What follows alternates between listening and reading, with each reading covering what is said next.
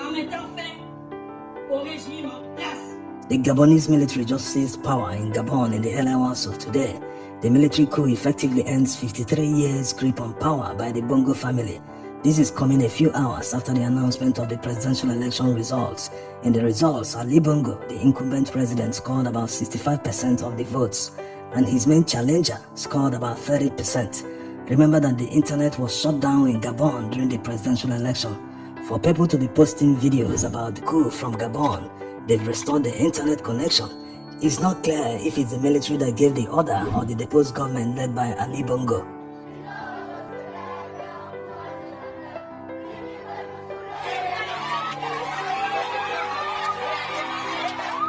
The streets of Gabon proves that this is a popular revolution. There are wide celebrations everywhere, like it happened in Niger when the military struck there. This is the 8th military coup in a francophone country since 2020. Eramet, a French mining group, seems to be the first affected by this military coup. They've closed down their operations in Gabon for security reasons. Eramet employs thousands of Gabonese. They know why they shut down their operations, but it doesn't seem like there's breakdown of law and order. As can be seen here, an officer urging people to protect what they have. No need to go around looting or destroying stuff.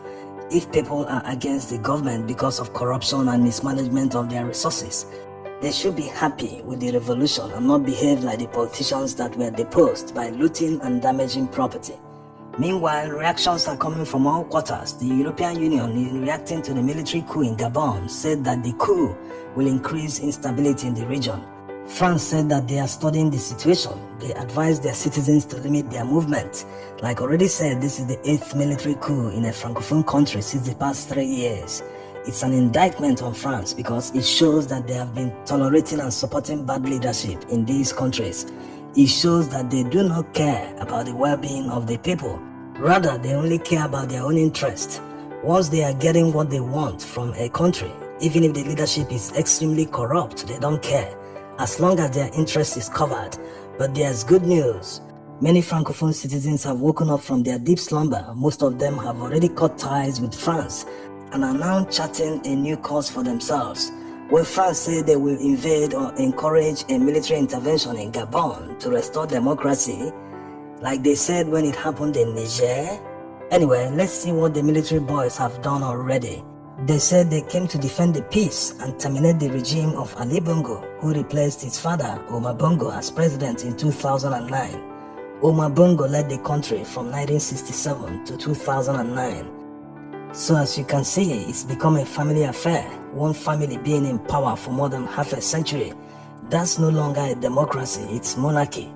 Ali Bongo, after completing 2 terms of 7 years in office, he recontested for a 3rd term. The presidential election they held on the 26th August 2023 can be best described as a sham. Why waste money conducting elections in the first place when it's not going to be free and fair? The people are not deceived. Ali Bongo only deceived himself. If he truly believes he's popular, he should have allowed a free and fair election to test his popularity. The military also annulled the rigged elections. In giving one of the reasons they struck, they said the irresponsible governance has led to a deterioration of social cohesion, which has the potential to lead the country to chaos. And as usual with all military coups, they closed all borders until further notice. They also shut down all government institutions. This includes the Constitutional Court, which is like the Supreme Court in Nigeria. Their Senate and National Assembly all are dissolved, including all government agencies. They've also announced a curfew. The whereabouts of Ali Bongo are unknown at the moment. African leaders don't make it easy for themselves and their citizens. Look at Ali Bongo.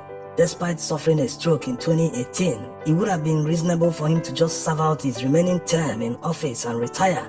But no, it's only him, and it must be him that must contest and become the president of Gabon. African politicians make military coups inevitable. Are we talking about how he embezzled and wasted money on frivolities? Imagine importing fake snow just to celebrate Christmas. Imagine inviting celebrities like Lionel Messi and paying him millions of dollars just to lay foundation of a stadium and open their family restaurant in Gabon. When a third of their citizens are poor in a country of 2.4 million, 2.4 million is not even up to the population of one state in Nigeria. With all the billions of dollars they earn from crude oil annually, no one should be poor in Gabon. Politicians are just heartless. Distribute the wealth equitably. Provide jobs and opportunities for your people.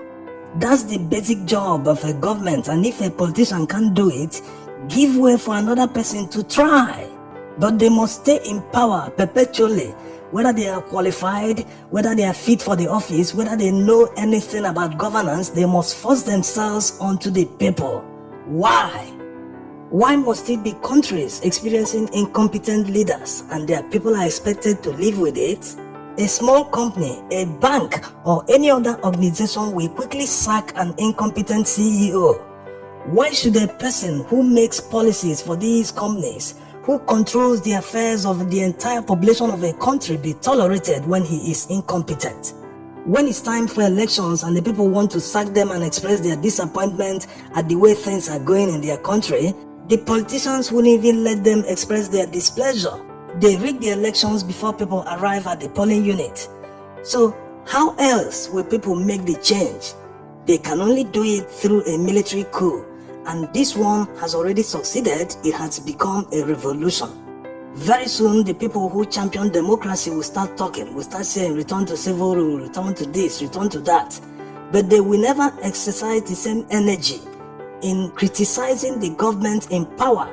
When they were embezzling the funds of the citizens, when they were wasting their resources, they never gave advice. They never said, no, your country should look like Dubai.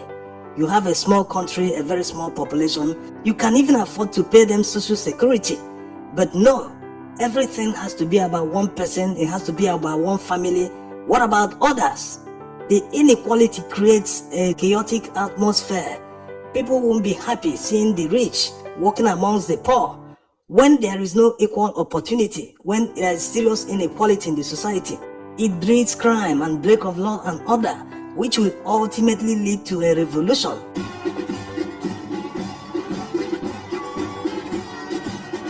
The military are not trained to govern. That's why after the revolution, they will just have to set the country back to factory reset. Make sure that all institutions of government work as they should do. All head of government agencies must swear an oath of allegiance to the constitution of the country, not to be allegiance to another person or president or whoever has power above him. That is where all the corruption starts. Politicians always feel that they are above the law, that the law is meant for the poor people. They expect the poor to be patriotic while they themselves can do whatever they like without being patriotic.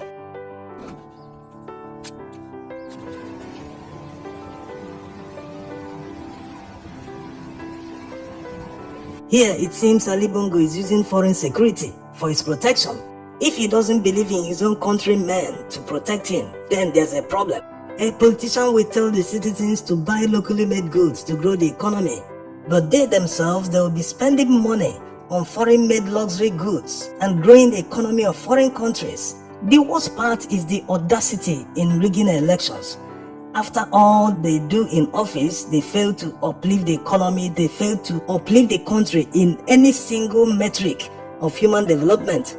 When it's time for election and people are about to go and sack them and express their displeasure with how things are going, they still rig that election to perpetuate their stay in power.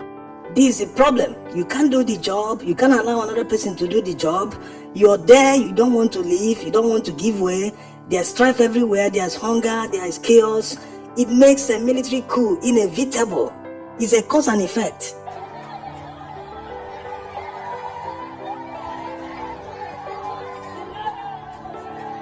The problem lies with the politicians. If they deliver good governance and dividends of democracy to the people they govern, there won't be strife in their country. There won't be much opposition because they are doing the job. Naturally, there must be opposition, but they don't need to shut down their voice. They don't need to suppress them like they do in most of these countries. In a democracy, everyone has the right of free speech. You have the right to criticize the government, to put them in shape, A responsible government must learn from opposition, because when you are criticized, you learn your faults, you correct them. It's a wonder that a third of 2.4 million Gabonese are still poor, despite all the huge oil revenue and other resources. This is unacceptable. There's no acceptable reason for that many poor people in Gabon. Now, the military have come to do what the politicians failed to do in Gabon. Who knows where the military will be forced to intervene again in Africa to sort the mess of the politicians, because people just criticize military coups without addressing the cause.